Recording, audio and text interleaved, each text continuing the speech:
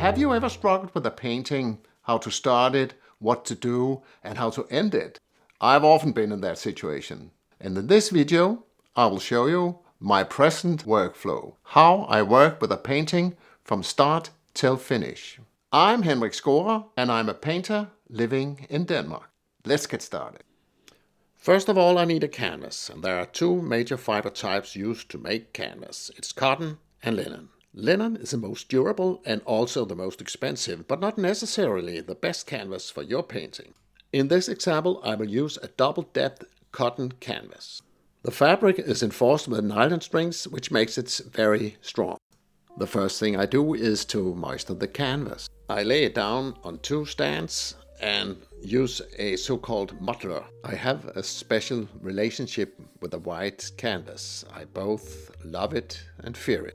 It's untouched and holds infinite opportunities. At this point, I don't really know what the painting is going to look like, but I have an idea about a flock of birds, many wings and movements. I've always been fascinated by the sound and the organized chaos of the many birds moving almost simultaneously across the sky.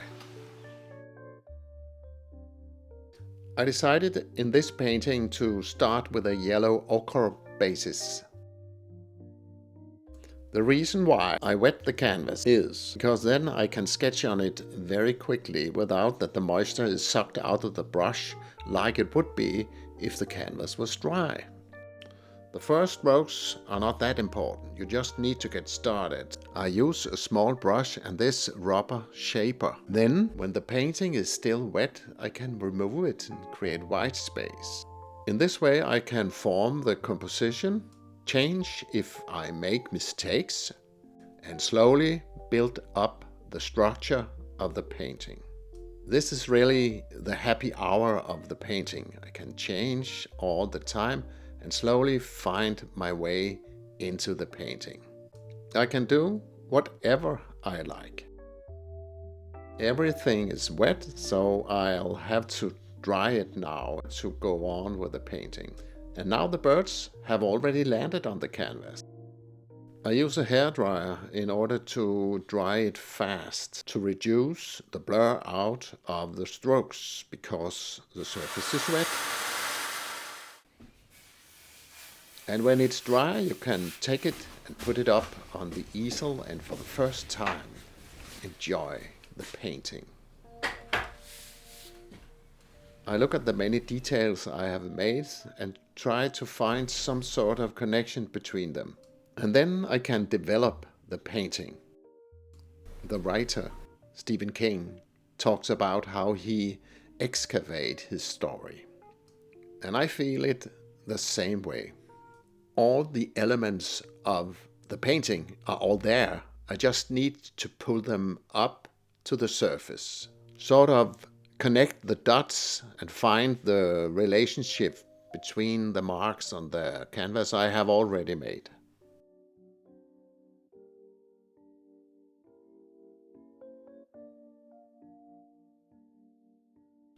Now I have found the direction of the painting. I like the movements and the basic composition of the painting. I'm looking for all kinds of contrasts because contrasts are where the eye will go. I try to stay as long as possible in the process because when everything is going fine, you can go on forever.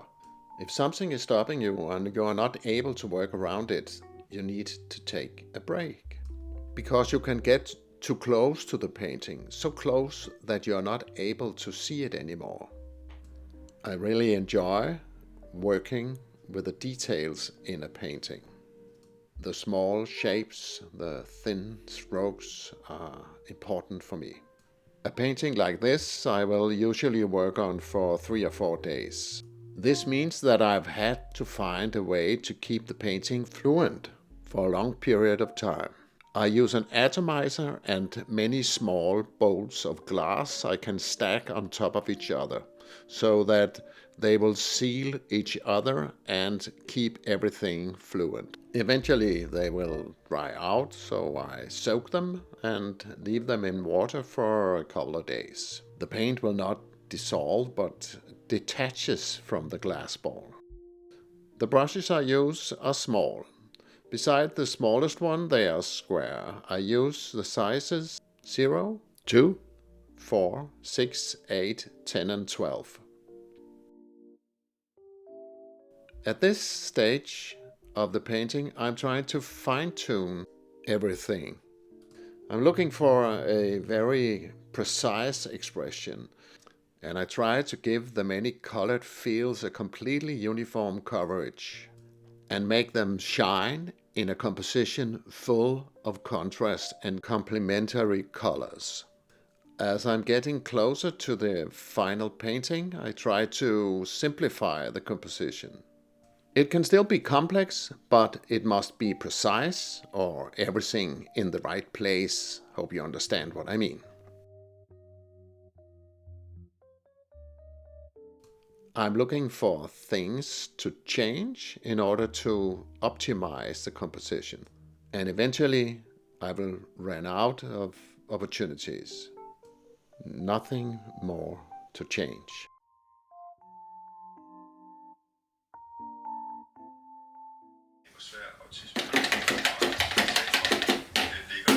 So, this is it.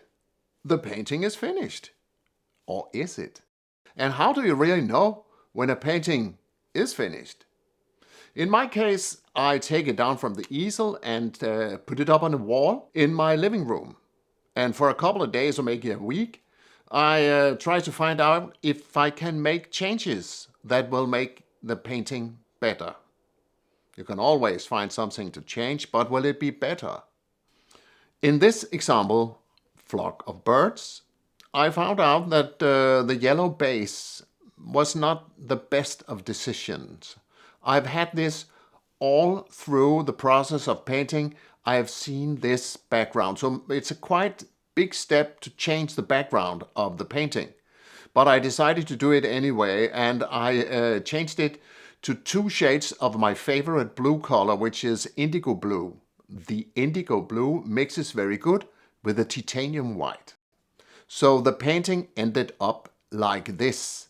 And for now, I believe that the painting is finished. But it's your painting.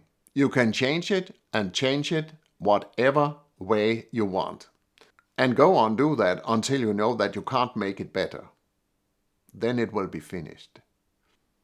Actually, you can say that the painting is finished when it is sold and gone to live with some other people. Then it's finished. Please remember to hit the like button and subscribe to my channel.